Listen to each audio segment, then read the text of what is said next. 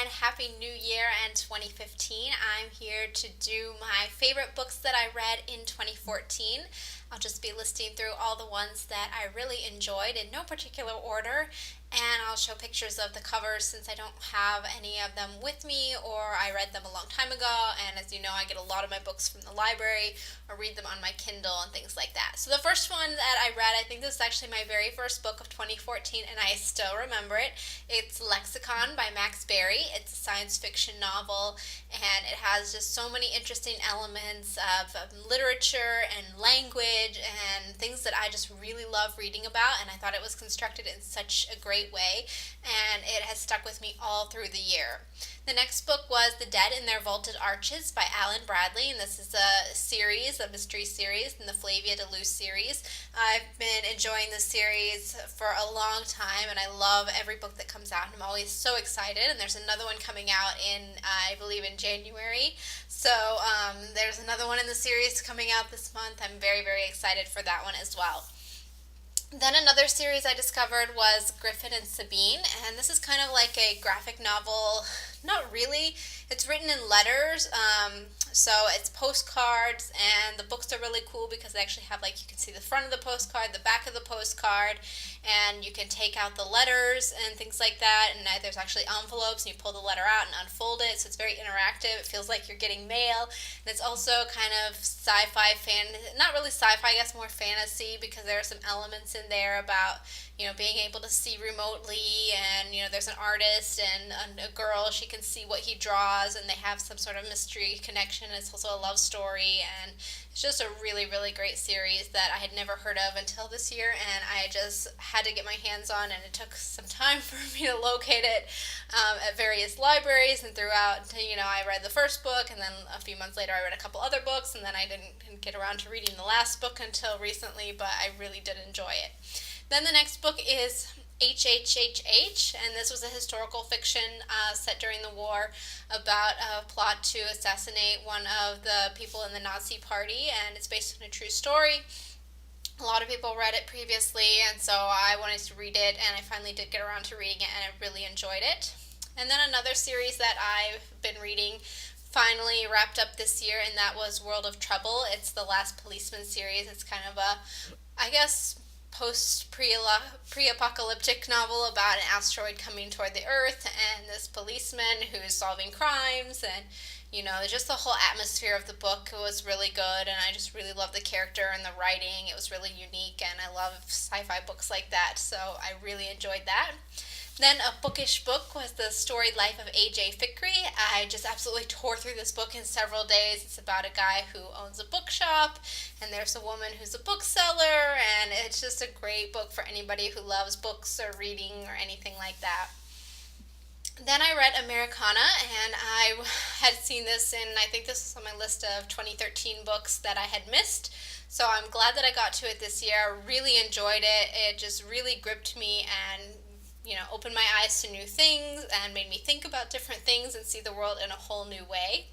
Then I read Do Androids Dream of Electric Sheep, and I had been wanting to read more science fiction, and so I read this book. I had seen Blade Runner, but I had never read the book, and I went ahead and read it, and I did really enjoy it. I haven't done a full review on it. It is a lot different from the movie, but I still really, really enjoyed it. So maybe I'll do a post on that because I still think of it, and I'm so glad I finally got to read it.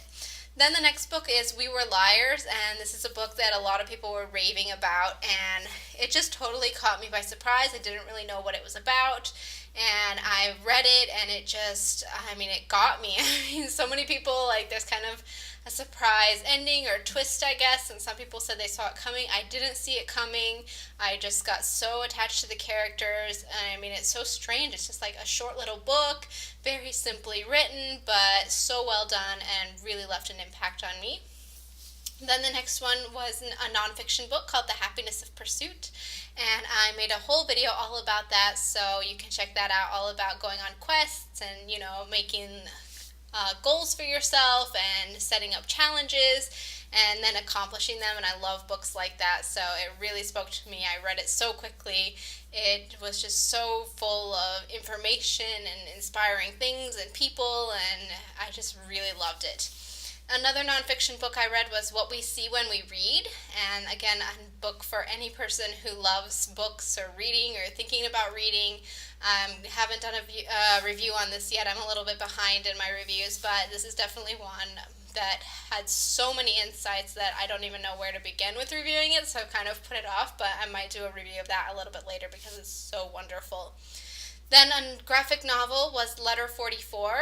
This series I read this year and absolutely loved it and can't wait for more to be written on it. It's a science fiction book about, it's kind of set in the future, and there's some sort of aliens kind of like out in outer space, not too far from the Earth, and we don't really know what they're doing. Are they a threat? Or what's going on out there? So they send this ship up there to try and find out what's going on, and it's connected with, the new president, and there's some conspiracy and politics and things like that, and it's really fascinating.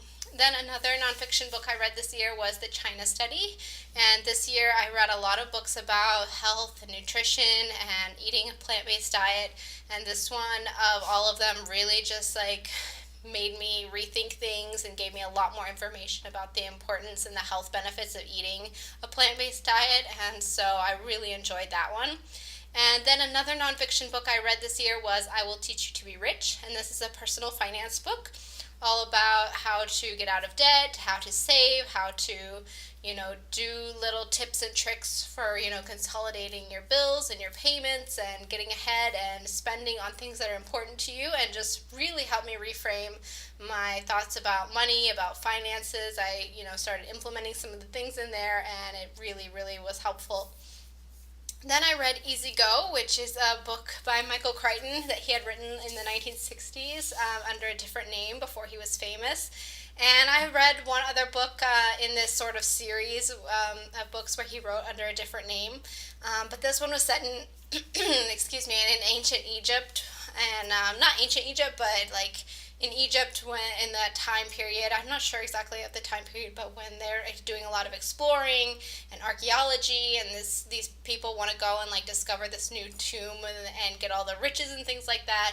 And it's just, it's a typical Michael Crichton novel, and there's a lot of suspense and there's a lot of action and colorful characters, but the way he described being in the desert and the sand and the heat and digging for the treasure, and then all the beautiful things, and are they going to get the treasure? Is it going to get taken from them? It just really put me in there, and I am so fascinated with Egypt, with ancient Egypt, with mummies and tombs and the whole history behind that. I actually wanted to read more about it, or about one of the more famous tombs, which was King Tut's tomb, and how it was discovered. I did find a book about that maybe I'll get around to reading, but made me really want to explore that even more, because I love that period. I love reading about Egypt and things like that, so that's why it made it onto my list.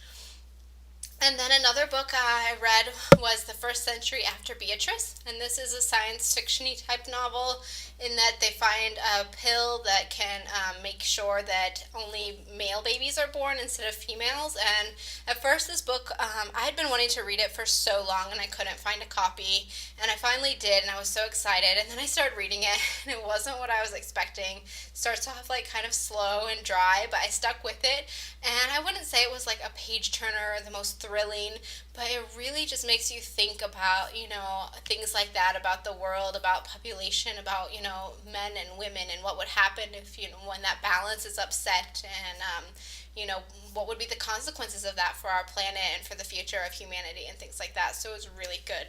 And I really, really stuck with me and really made me think about a lot of different things. Then the last book I'll mention is one that I read, was almost the next to last book I read this year, and that was Gone with the Wind. I had been wanting to read this for some time now, and had been putting it off because it was so long, and I knew it would take a long time to finish. I had actually started it some years ago from the library, and had to return it to the library before I finished it. This time I read it on my Kindle, and I finished it on New Year's Eve.